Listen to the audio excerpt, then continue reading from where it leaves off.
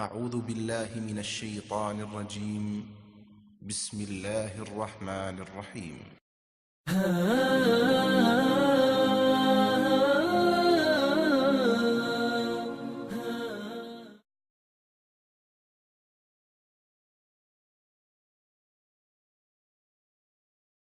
جب رمضان آتا تو امام زہری رحمہ اللہ فرماتے کہ یہ تو تلاوت قرآن اور کھانا کھلانے کا مہینہ ہے۔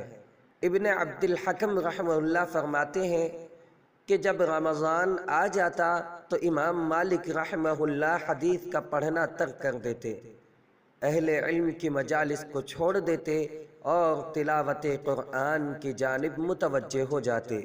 لطائف المعارف صفحہ نمبر 171۔